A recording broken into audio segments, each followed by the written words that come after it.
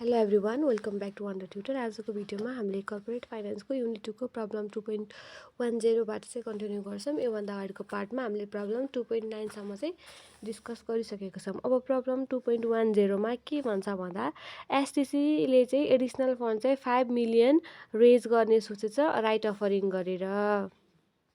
Additional fund needed कति रहेछ त 5 मिलियन रहेछ। करेन्ट मार्केट प्राइस कति रहेछ कम्पनीको करेन्ट मार्केट प्राइस P0 भनेको ₹300 रहेछ। अब योसँग नम्बर अफ सेयर आउटस्ट्यान्डिङ कति रहेछ 1 lakh. Number of shares outstanding भनेको कति रहेछ त 1 लाख।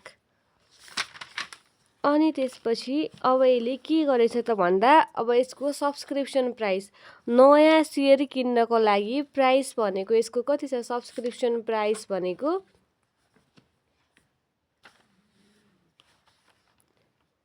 सब्सक्रिप्सन प्राइस PS भनेको ₹200। अरु हामीलाई के दिएको छ you are asked to answer the following question. अब तल दिएको क्वेसनको चाहिँ एन्सर गर भनेर भन्यो। How many new shares will have to be sold to raise required fund. अब यो फन्ड रेज गर्नको लागि कति सेयर चाहिँ यसले बेच्नुपर्छ भनेर भनेको छ। Number of required new share भनेको कति छ त। अब फर्मुला के हो funds to be raised divide by subscription price भनेको फन्ड हामीलाई कति चाहिएको 5 मिलियन 1 2 3 4 5 6 200 2 2 जा 4 2 5 जा 10 1 2 3 25,000 वटा चाहिँ के रहेछ त हामीलाई सेयर चाहिँदो रहेछ 5 मिलियन रेज गर्नको लागि। अब बीमा हामीलाई के सोध्यो त बीमा हामीलाई के सोध्यो भन्दा how many rights will be required to purchase a share. एउटा सेयर किन्नको लागि हामीलाई कतिवटा राइट चाहिन्छ। नम्बर अफ राइट ह्यास भनेको के हो त number of share outstanding divide by number of share issued. Number of share outstanding कति छ 1 लाख। अनि कतिवटा सेयर चाहिँ चाहिने भयो त नम्बर अफ सेयर इस्युड भन्दा 25,000। 4वटा राइट चाहिँ हामीलाई चाहिने रहेछ एउटा सेयर किन्नको लागि। अब सीमा सोध्यो theoretical value of right. Theoretical value of right VR भनेको के हो formula P0 minus PS hash plus 1 P0 minus PS hash plus 1 भनेको ₹20 चाहिँ राइटको भ्यालु रहेछ। थ्योरेटिकल भ्यालु अफ राइट चाहिँ ₹20 रहेछ। अब हामीलाई डीमा के सोध्यो भन्दा त एक्स राइट प्राइस सोध्यो। एक्स राइट प्राइस के हो फर्मुला एक्स राइट प्राइस भनेको PEO हामीलाई थाहा छँदैछ P0 माइनस VR। P0 भनेको हाम्रो कति छ 300 माइनस VR भनेको कति आयो 20 गर्दा ₹280 चाहिँ एक्स राइट प्राइस रहेछ। यसरी चाहिँ हामीले यो सल्भ गर्न सक्छौँ। अब हामीलाई ईमा सोध्यो टोटल वेल्थ देखा तर कहिले त भन्दा बिफोर राइट अफरिङ गर्नुभन्दा अगाडि। Total wealth before right offering. अब राइट अफरिङ गर्नुभन्दा अगाडि के हुन्छ त पार्टिकुलर्समा के हुने भयो भ्यालु अफ स्टक भनेको राइट अफरिङ गर्नुभन्दा अगाडि एन इन्टु P0 नै हुन्छ प्राइस। एन भनेको हाम्रो नम्बर अफ सेयर कति हो 100 सेयर्स हो। 100 इन्टु P0 भनेको कति हो हाम्रो 300 गर्दा 2 3 4। अनि अब यसमा त हामीलाई के पनि दिएको छ एड क्यास ब्यालेन्स भनेर पनि दिएको छ नि त 20,000। Add cash balance 20,000। अब हामीले के निकाल्नु पर्यो त टोटल वेल्थ टोटल वेल्थ भनेको कति अब 30 20 50,000 चाहिँ हाम्रो टोटल वेल्थ रहेछ ईमा। अब एफमा हामीलाई फेरि राइट अफरिङको केस थियो। राइट अफरिङ गरेपछि 4वटा केस हुन्छ भनेको थियो मैले। एक्सर्साइज गर्छ, सेल गर्छ, आधा एक्सर्साइज गर्छ, आधा सेल्स गर्छ, या केही पनि गर्दैन। एफमा हामीलाई के दियो त आफ्टर राइट अफरिङ। अब फर्स्ट मैले के गरेँ त भन्दा he exercise all his right. यसले आफ्नो सबै राइटहरू चाहिँ एक्सर्साइज गर्यो भनेपछि पार्टिकुलर्स भ्यालु अफ स्टक के हुन्छ त भन्दा हाम्रो हामीसँग भएको आफ्नो यानवटा त छँदैछ होइन। त्यसपछि यसले नयाँ कतिवटा चाहिँ अब गर्छ त भन्दा राइटको प्रयोग गरेर नयाँ सेयर किन्छ। कतिवटा सेयर किन्छ भन्दा यानवटा सेयर किन्छ। एउटा सेयर बराबर कति राइट हो #राइट हो यसरी चाहिँ हामीले के गर्ने त यो गर्ने। अनि त्यसपछि अब राइट अफरिङ गरिसकेपछि हाम्रो प्राइस के हुन्छ पिई हुन्छ। सो एमा के भयो त भन्दा 100 + 100 डिभाइड बाई # भनेको हाम्रो कति हो 4 इन्टु पिई भनेको 300 गर्दा कति हुन्छ 35,000 चाहिँ हाम्रो भ्यालु अफ स्टक हुन्छ। अब एमा हामीले के गर्नु पर्यो त एड क्यास ब्यालेन्स जोड्नु पर्यो। क्यास ब्यालेन्स हामीलाई कति दिएको छ 20,000 चाहिँ हाम्रो क्यास ब्यालेन्स हुने भयो। अनि त्यसपछि अब हामीले हाम्रो राइटहरू एक्सर्साइज गऱ्यौँ भनेपछि त हामीले सेयर होल्ड गर्दा त केही पैसा तिर्नुपर्छ कि अनि त्यो पैसालाई चाहिँ तिरेको पैसा त हामीले के गर्नु पर्यो घटाउनु पर्यो। लेस क्यास पेमेन्ट हामीले कति पेमेन्ट तिर्छौँ त भन्दा नयाँ कतिवटा सेयर चाहिँ हामीले होल्ड गर्ने हो n/# इन्टु अब प्राइस चाहिँ हामीले जहिले पनि नयाँ सेयरको चाहिँ प्राइस के हो त भन्दा पिएसमा हुन्छ। सो पिएस भनेको 100/4 इन्टु पिएस हाम्रो कति छ 200 गर्दाखेरि 5,000 चाहिँ हामीले तिर्नु पर्यो। सो अब यति भइसकेपछि टोटल वेल्थ भनेको हाम्रो कति हुन्छ 5 1 2 3 4 50,000 हाम्रो टोटल वेल्थ आउँछ। अनि त्यसरी नै अब हामीलाई अर्को केस के दिएको छ भन्दा he sells all his right. यसले चाहिँ अब आफ्नो सबै राइट बेच्यो भनेपछि पार्टिकुलर्स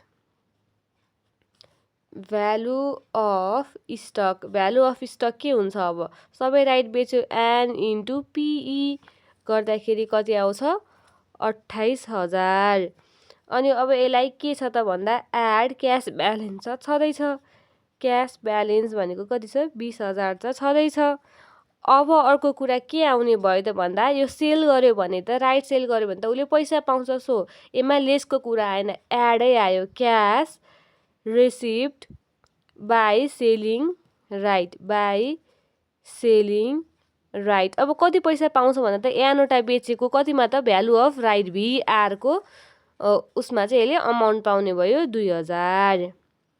अब यति गर्दाखेरि टोटल वेल्थ भनेको कति भयो टोटल वेल्थ भनेको 50,000 हाम्रो टोटल वेल्थ आयो हो। यसरी चाहिँ हामीले गर्न सक्छौँ। अब अर्को केस भनेको हामीलाई के छ त भन्दा आईमा हि सेल्स 50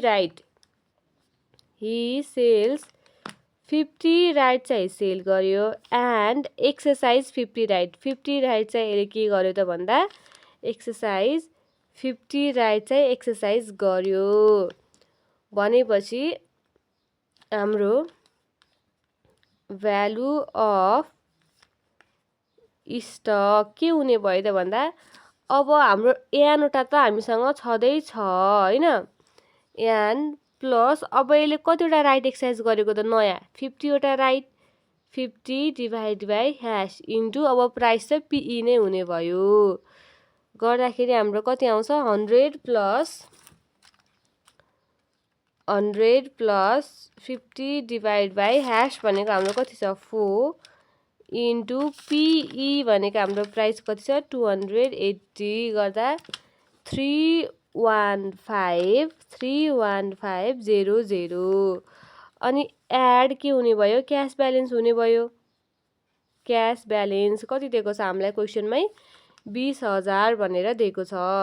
अब यसमा अर्को कुरा के पनि एड हुने भयो भन्दा 50 वटा राइट त यसले बेचेको छ नि त हो। So cash received by selling right. अब कति प्राइस पाउँछ त यसले भन्दा एन इन्टु भिआरको तुलनामा पैसा पाउने भयो 1000। अब यसमा लेसको कुरा पनि आउने भयो किन भन्दा यहाँ एक्सर्साइज गर्यो भनेको छ payment for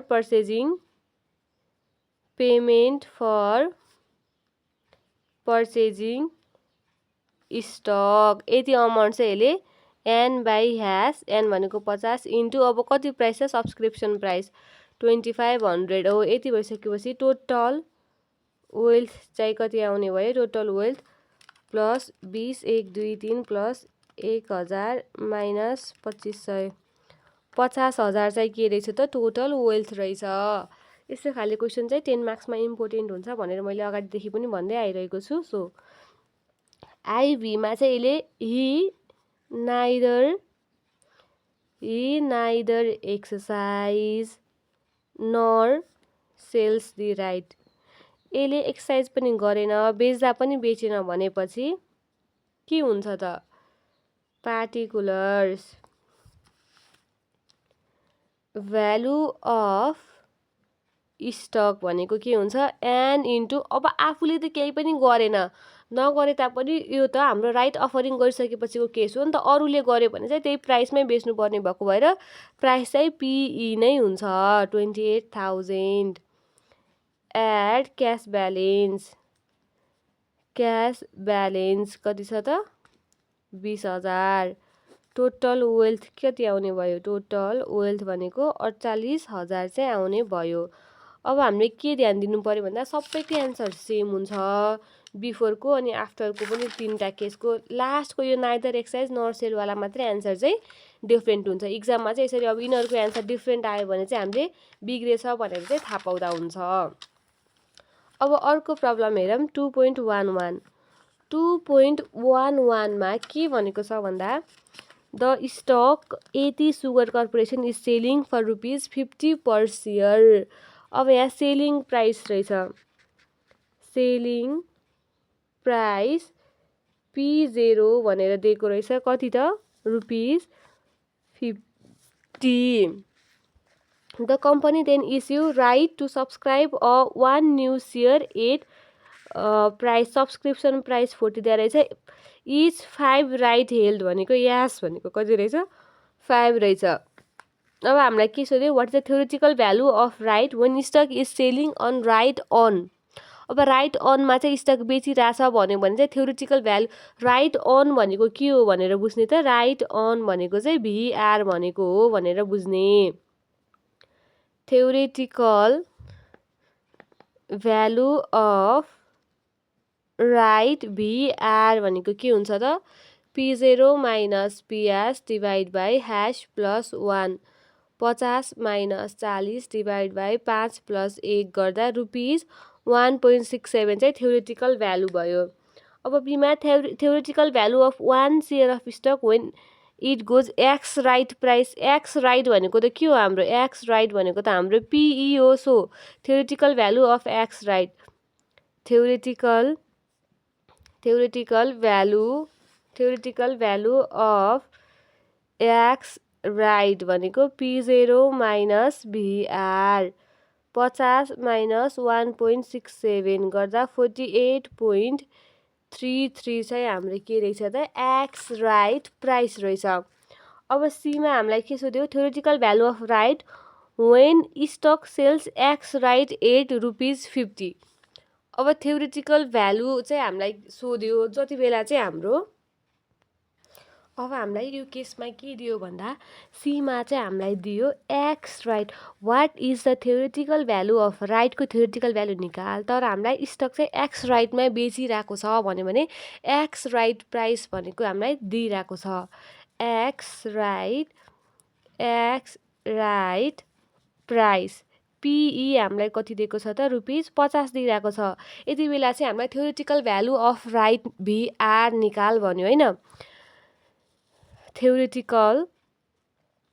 theoretical value of right R निकाल्ने फर्मुला के हो त हाम्रो भन्दा एक्स राइट दिएको बेलामा चाहिँ PE minus PS divide by ह्यास हो।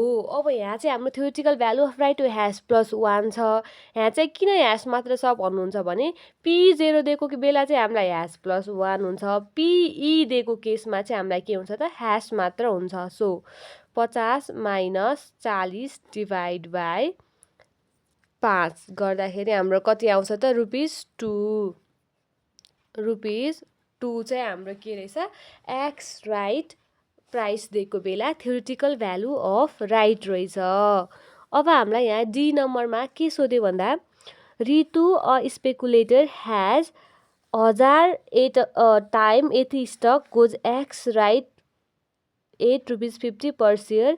She feels that price of stock will rise to 60 by the time rights expire. Compute her return. अब यसमा चाहिँ दुईटा केस दिएको रहेछ। एउटा रितु भन्ने मान्छेले चाहिँ के गरेछ भन्दा अब अहिले चाहिँ 50 छ, पछि त्यो प्राइस बढेर 60 भइहाल्छ भन्ने केसमा चाहिँ उसले सेयर किनेछ। अब डीमा केस आईमा चाहिँ के छ त भन्दा if fund is used to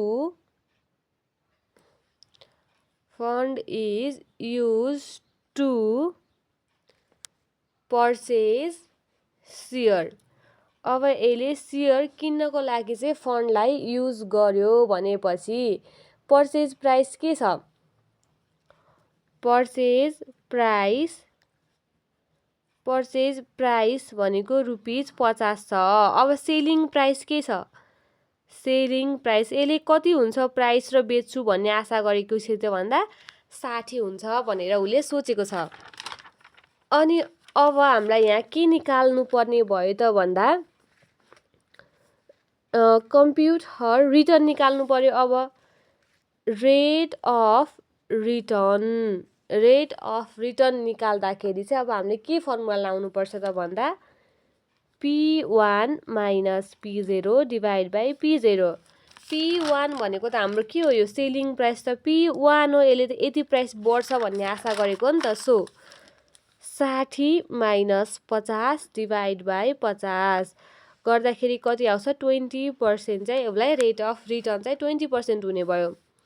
अब यहाँ हामीलाई अर्को पनि केस दिएको छ। अब रितुले के गर्छ त भन्दा चाहिँ उसले राइट किन्ने भयो कि अब सेयर नकिनेर चाहिँ राइट किन्ने भयो।